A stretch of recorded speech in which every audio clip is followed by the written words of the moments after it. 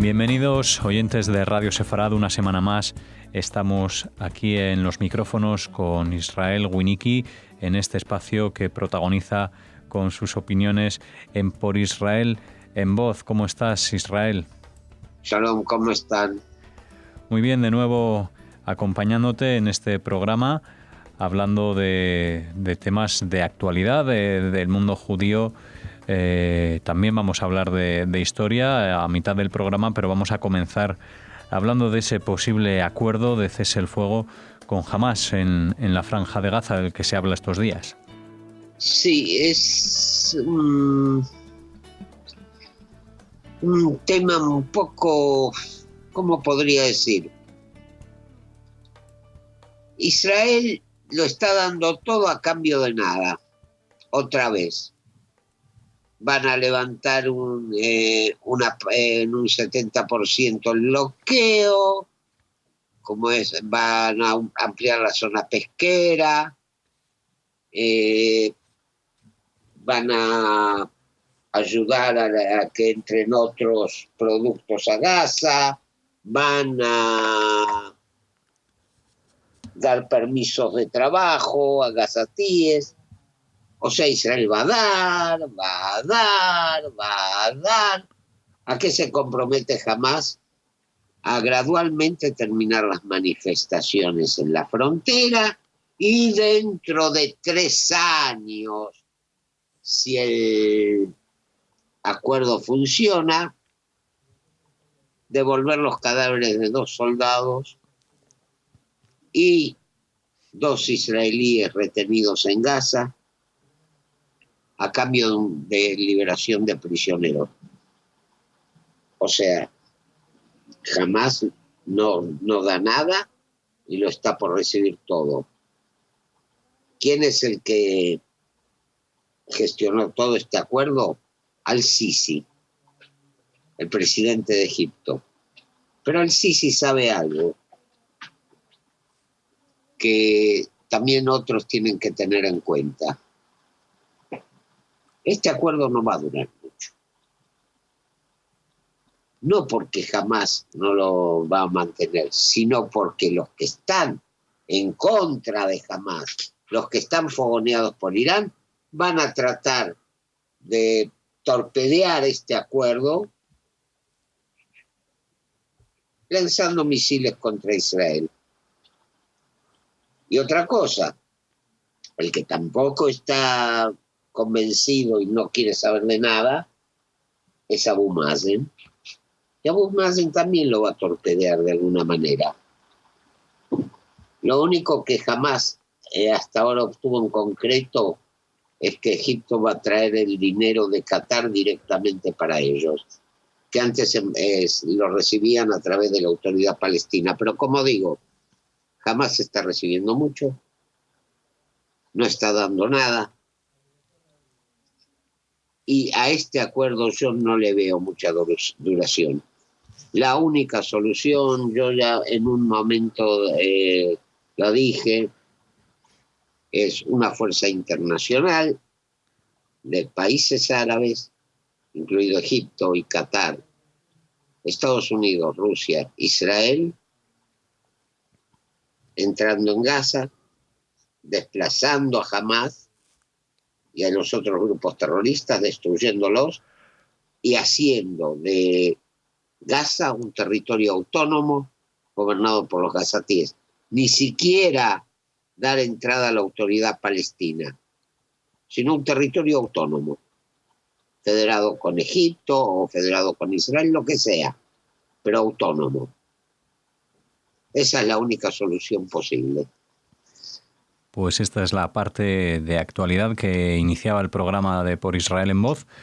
Ahora vamos a hablar de lo que desgraciadamente es historia y por lo que hablamos ahora de un aniversario el próximo 9 de noviembre, porque fue entonces cuando se desarrolló la noche de los cristales rotos, la Kristallnacht.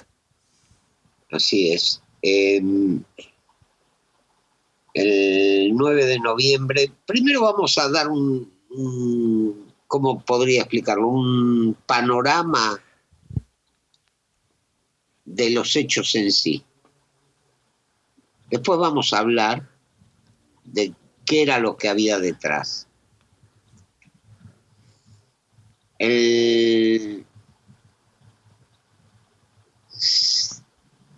7 de noviembre, si mal no recuerdo,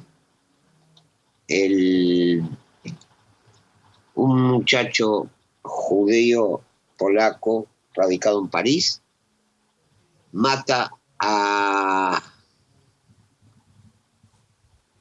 un consejero de la embajada, dispara contra un consejero de la embajada alemana en Francia, Ernst von Rath.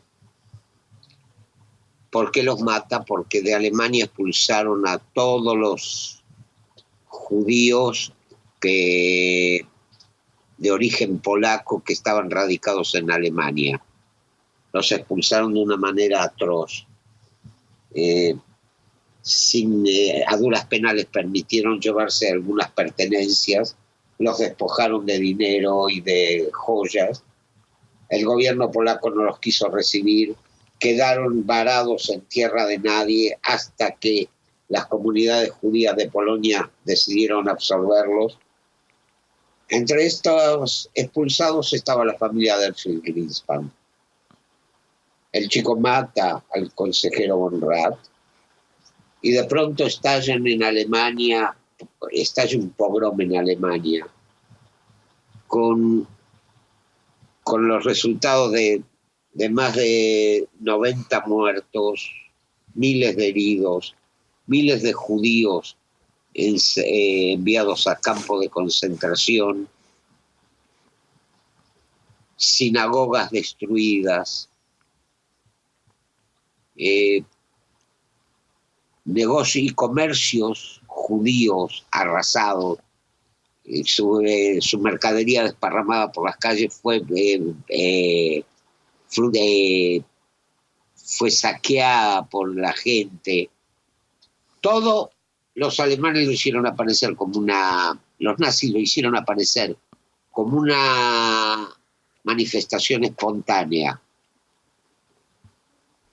Pero no fue tal cosa, sino que fue armado desde el gobierno alemán.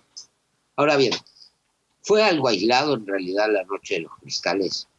No. Vamos a empezar a analizar.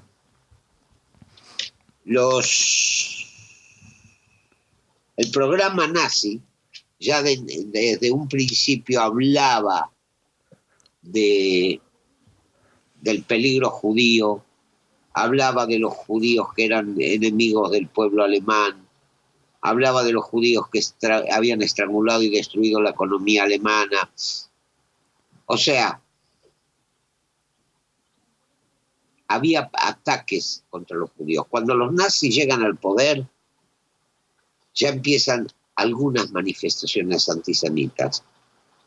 En un principio fueron, digamos, manifestaciones antisemitas livianas, entre comillas. Boicota a los comercios judíos, en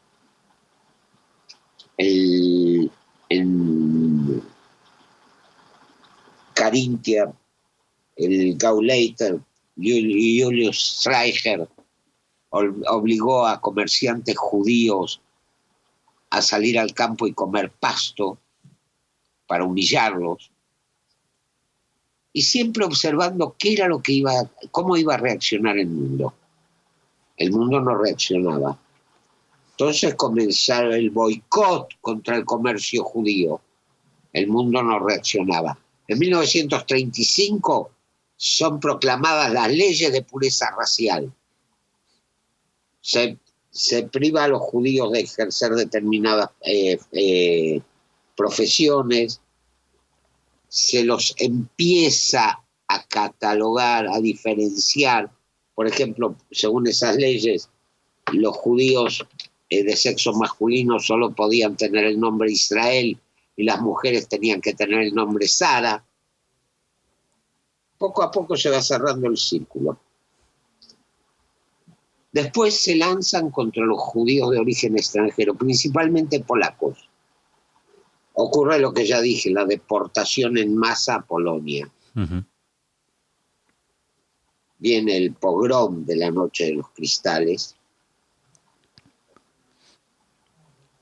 Sinagogas incendiadas, como he dicho, comercios destruidos, bienes judíos saqueados, 30.000 judíos enviados a campos de concentración. Y ahí ya se cierra el círculo. Hay algunas protestas en el mundo, hay algunas reacciones aisladas en el mundo, pero siguen considerándolo un problema interno de Alemania. A partir de ahí viene el final.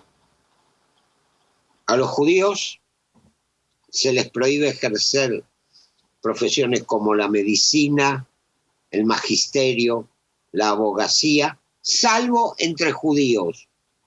A los judíos se les prohíbe el acceso a los hospitales. Se designan parques especiales para los judíos. Se designan salas cinematográficas especiales para los judíos. A los judíos no se les permite tener autos. Se bloquean las cuentas bancarias de los judíos. Se le impone a los judíos una multa de 1.000 millones de marcos.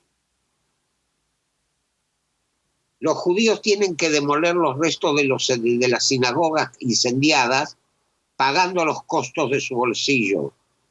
Esos lugares fueron convertidos en parques.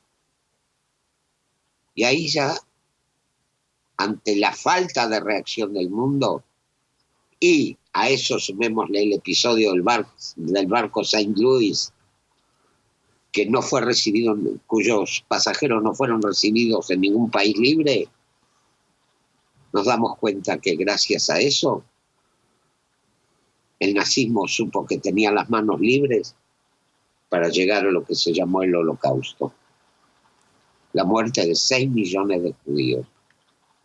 Pasamos ahora a esta recta final, Lisi, del programa Por Israel en Voz, para hablar de algo que está en manos y al alcance de muchos, ¿no? Lo que son las redes sociales, que en la actualidad pues son para muchas personas el día a día. Y es que en páginas de Facebook el antisemitismo es latente y muchas veces ni siquiera hay noticias, ¿no? Al menos noticias de vuelta de los reportes que se hacen a esta compañía Facebook de esos mensajes antisemitas. Así es. Voy a dar un pequeño ejemplo, digamos. Un artículo aparecido en el diario Infobae de Argentina el 4 de noviembre de 2018. Venezuela en manos de los hijos del odio. Comentario de Marcelo E. Villar. Los verdaderos grupos terroristas los tiene Macri a su lado y son los sionistas de Israel, que ya han tomado gran parte de la Patagonia argentina y chilena para fundar su nuevo Estado judío. Así que preocúpense de su propio territorio argentino, que las otras noticias y confrontaciones son para distraer la atención del pueblo argentino. La Patagonia que le quitaron a Chile dentro de poco será el nuevo Estado judío. Ya lo escribieron en su libro sagrado. Este comentario fue reportado, no solo por mí, sino por varias personas. Sigue apareciendo. Individuos que se presentan con identidades falsas y son reportados siguen apareciendo. O sea, ¿qué parámetros usa Facebook y otras redes sociales como Facebook que no cierran páginas como esta o páginas que se llaman, por ejemplo, Liberen a Palestina o Rumbo a Gaza, donde se ataca al pueblo judío, se lo ataca de una forma descarada, o páginas como Crímenes Rituales Judíos, donde se habla de los crímenes rituales, los famosos libelos de sangre, y que son denunciados en Facebook y siguen apareciendo. ¿Qué parámetros usan? qué es lo que infringe las normas comunitarias y qué no. Porque lo que yo veo es que no hay un control. No hay en ninguna